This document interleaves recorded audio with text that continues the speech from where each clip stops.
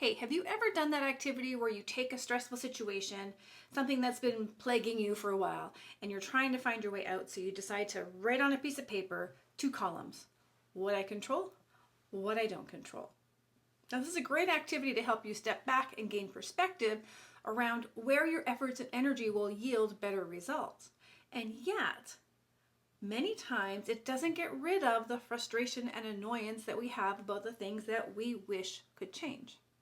My name is Tammy Dunnett, a leadership and communication skills coach, and reframing is a mindset hack that is extremely beneficial, and I'm going to offer you a tip today on how you can practice that.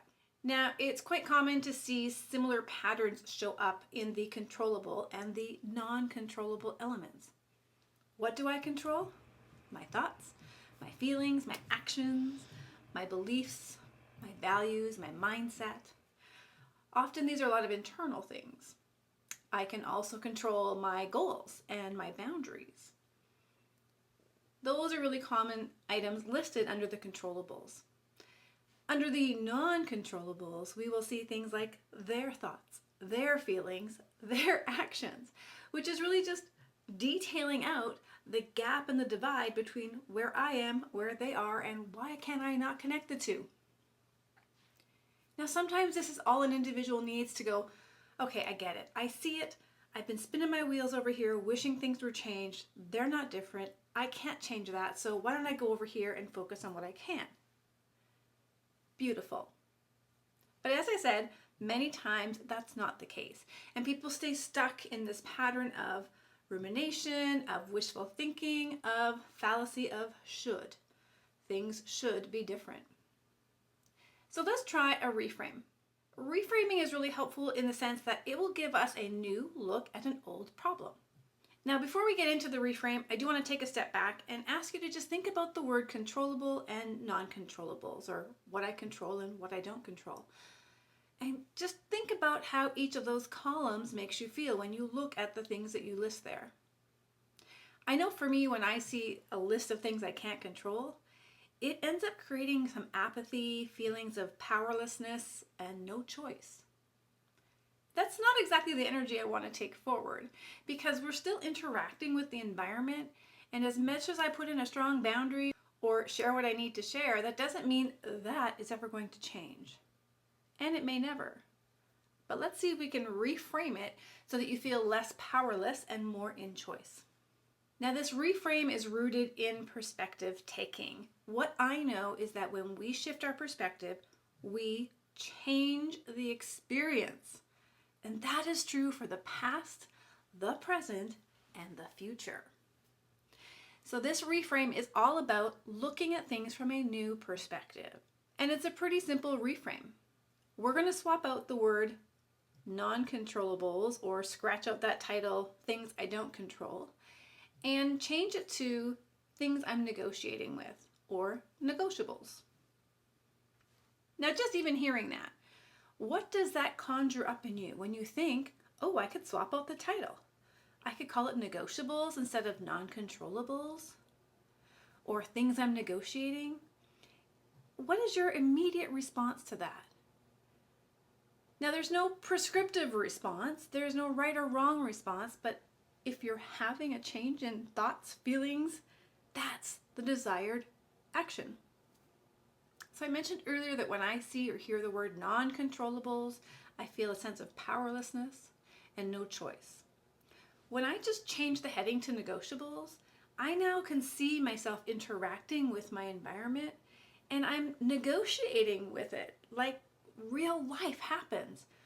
When there's a loud car that goes by on the street and I've got my earphones in and I can't hear my earphones, I'm negotiating with my environment, and I'm either going to just not listen, turn up the volume, take my earphones out. It is still going to be my action, but I'm not going to feel powerless because that monstrosity of a vehicle going by is polluting the noise in my environment. That's just a simple example. Take this into the workplace now. Now you've got a colleague and a team member that you don't get along with, and you're having to work with them.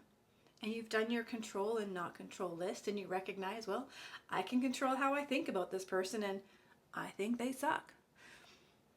Okay, sure, maybe I can think that they're inefficient and I can think that they're incompetent. I have all these different ways to think about them that doesn't actually change my relationship with them or my relationship with our situation. On the non-controllables, I can't change how they think, so why even bother sharing my ideas? When we swap out that for negotiables, now I'm like, okay, it's negotiable. I get to choose how I interact with them and their thoughts. They get to think what they think and say what they say, and I'm going to choose how I stay in that moment with them or not stay in that moment. Which boundary do I share and which one do I flex a little bit? I'm going to negotiate just how we interact because I'm a part of this relationship, so I show up in a way that's influencing them. And so now I have more choice, and I'm actually exercising my choices and decisions in relationship with the environment, whether it's a person that you don't like on your team or that noisy car.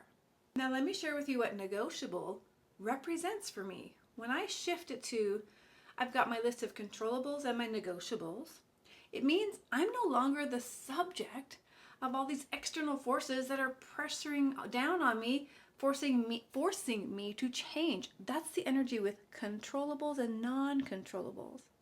But in negotiables, I'm actually the energy that's being, I am actually the energy that is going outward and influencing my environment as much, if not more, than it is influencing me.